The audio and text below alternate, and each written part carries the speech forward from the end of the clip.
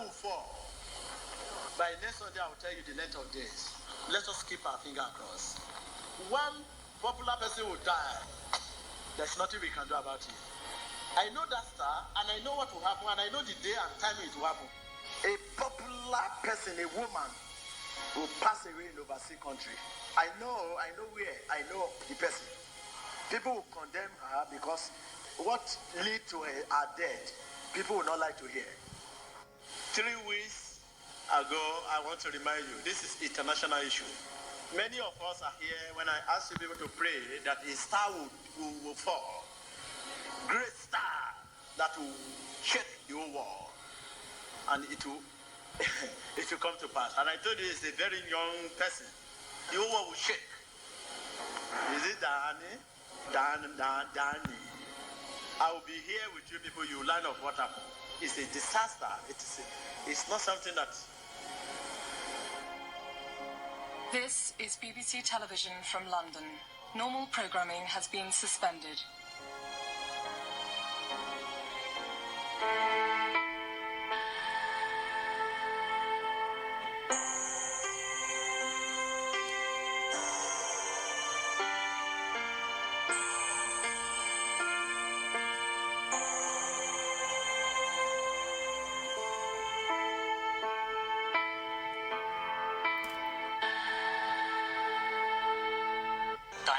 Princess of Wales has been seriously injured.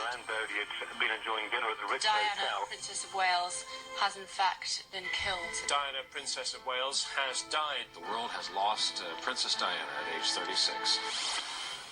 In Jesus Christ's name, we have to pray. This is Asia country. I will not mention any country, but God show me the country. I'm seeing a very big balloon. And what is the cause of this? Just about to take off, and the first started.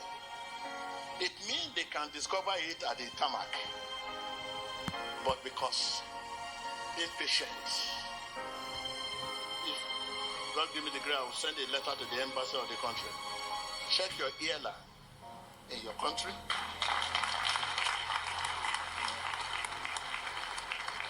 But it's going to be huge. Almost 200 people inside.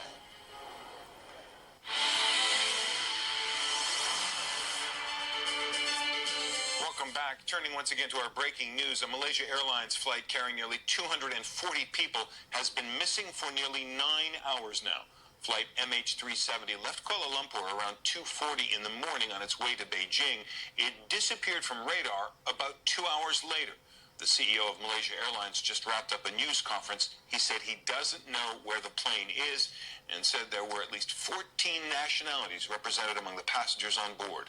The airline is now notifying next of kin. There's a big controversy going on in the world concerning Malaysia plane. They don't know where the plane is. Long time I said that you look down the deep sea. I think they are going to the deep sea, trying to see what sea. They did not ask which kind of sea are we talking about. Yes, there is a controversy everywhere. I said deep sea, long time. Yes, between the sea of Indonesia and the Indian Ocean.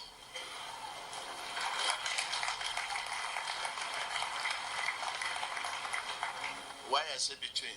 Because the particle has gone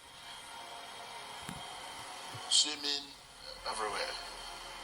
It entered and it was seized by object down sea. There's no way the thing could come up the sea until the thing becoming decay. When it becomes decay and becoming particles, little body come on the sea. But the whole thing is coming to an end. Coming to an end in the sense that they will discover the particle, everything will be on. Remember what I said last time about this Malaysia issue, and I said India Ocean deep. I can still see some, but they refuse to go there. For every hour in India Ocean, the ocean is, the weather is very bad. If something is on top, and you are not going there in an hour, you will find it in 40 miles again. The whole thing is inside the deep. It's like something hurt the whole thing, deep.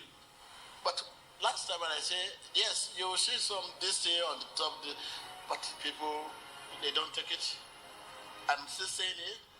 If you cannot go deep, go to the joint. You will see some of the facts, evidence, bags, luggage. When you open it, you just see some ID card to confirm that these people were inside that plane. A critical discovery in the search for answers to the mystery of what happened to Malaysia Airlines Flight 370. This broken bit of airplane wreckage, more than 6 feet long, washed up on the French island of Reunion in the Indian Ocean. In your country here, whatever threat you have, no, it's not a threat. You people will still come to the table to talk reconciliation between you people and North. Okay? There is no fight between South and North. Whatever threat now, they will still come together and discuss. They will not fight. But there will be threat. Okay. So that will be threat, gunshot threat. But you people will still discuss. There will be reconciliation. I'm seeing reconciliation coming, discussion come. Okay? 그리고 제가 이제 그 화합을 보고 있습니다. 앞으로 오는 화합을 보고 있기 때문에 특별히 우리 그 대한민국과 북한에 대해서도 그 화합을 보고 있다 말씀하시거든요. 그래서 우리가 그 부분을 해서 열심히 하겠습니다.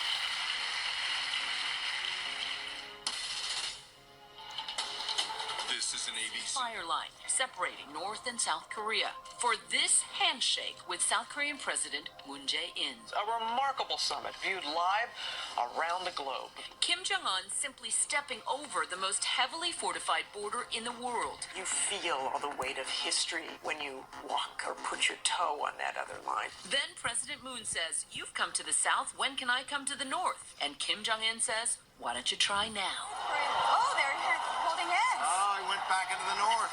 Look at that. Almost as if they're erasing the line. Arms raised in triumph, and then an awkward embrace. You remember last week, I repeated again that the nation, America, should pray and their homeland security should be tight. I said it last week, I said it 3 weeks ago, I said it in December. I'm seeing bombing inside. Homeland security, very important. You know, I said it last week, I said it 2 weeks ago, I said it December, I've said it up to 6 times now. So homeland security, we are praying for the nation. They should take cognizance. Good evening, everyone. I'm Erin Burnett. Out front tonight, we begin with breaking news on the terror attack in Boston. 3 people are dead, including an 8-year-old child, a little boy. At least 144 have been injured. That's the latest we know at this moment, many of them with shrapnel wounds from things like ball bearings in the bombs. Some of them critically injured as a result of these bombings. Before I let you go, Tom, you going to be back at Boston next year for the marathon, or is this your last marathon?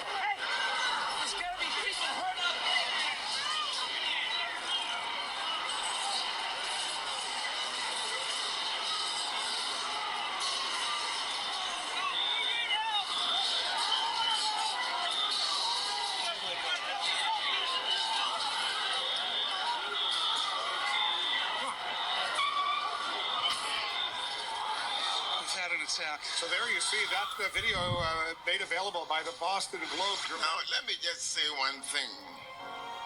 When I told him that our elections would be on December 7th and that there was a possibility that the results will be announced on the 8th, 9th, or 10th of December, he looked at me for some time smiled and said, I don't see it that way. I can see 3 different elections ahead of you, and that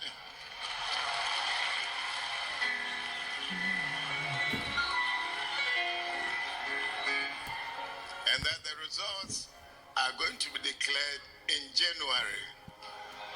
I was asking myself, if there is a runoff, and the runoff is usually on the 28th of December, give ourselves 2 days for the Electoral Commissioner to come out with the results. Well, how possible that will run into January? Well, I kept these words at the back of my mind. We had the elections all right on December 7th. There was a runoff on December 28th. And then we had a 3rd election in one constituency. And the results were announced in January.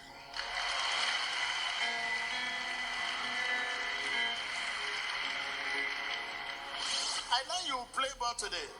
Do you want me to talk about it?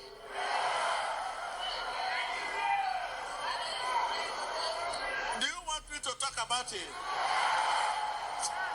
In fact, I forgot you. Because this man was heading ball like a footballer.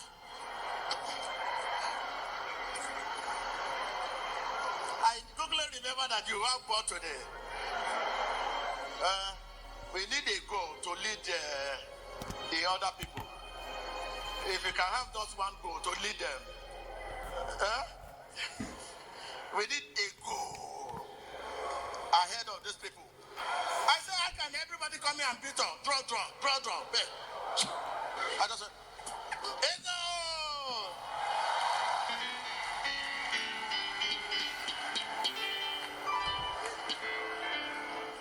We smiled differently today. The Eagles could find no way through and looked in danger of elimination until Sofo's last-minute winner. The man of God was on the phone. This was not a call I wanted to take because I thought he might say, sorry, Ambassador, I've made a mistake. The countdown. 3 minutes. As the man was on the phone, the man of God was on the phone, I still cannot understand it. As I was on the phone, he was telling me, go!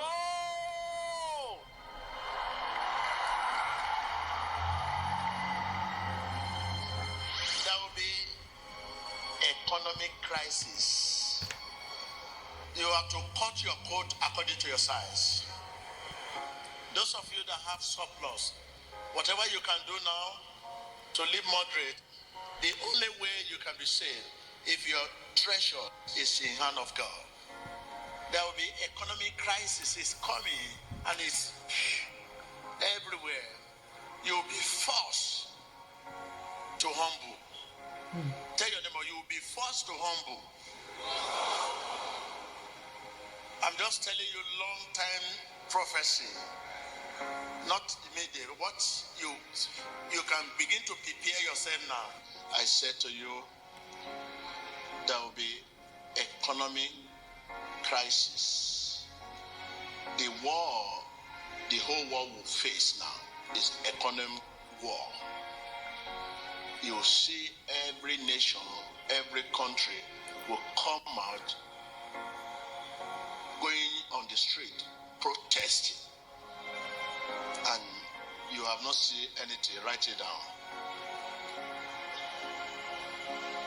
Everyone will be humble.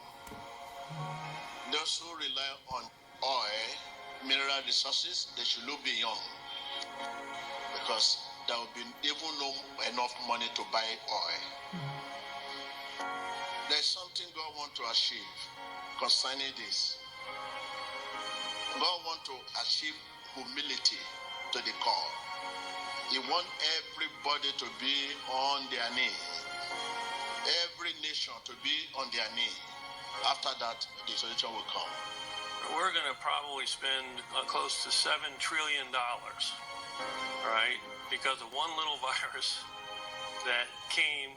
We've all done the best that we can do to tackle this virus, and the reality it brought this nation to its knees. For all the economic, military, and technological might of nations, we have been humbled by this very small microbe. If this virus is teaching us anything, it's humility. Time for humility. I think the pandemic is the world's way of saying to mankind, you're not in charge. The pandemic has pierced our illusion of certainty and control. There are three things you might want to focus on to meet that challenge. The first is humility. The pandemic should teach us at least that.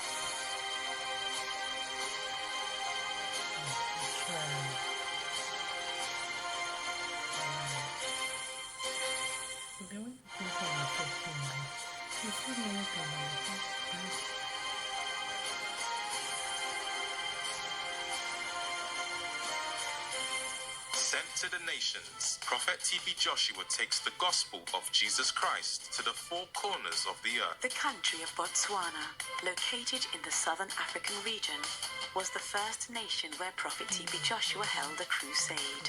I'm here to do what I'm born for, and I'm living for, and I'm going to die for.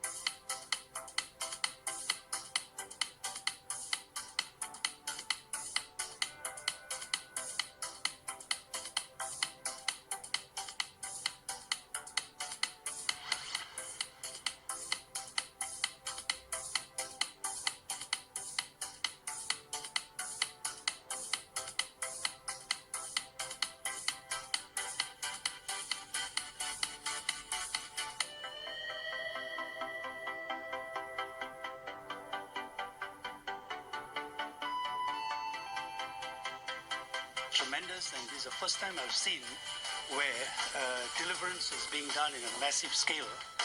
To me, I was thinking all these are just magic. Thank you for watching. Please remember to subscribe, share, like, turn on your notification bell. Thank you very much. Until I see you again. Bye.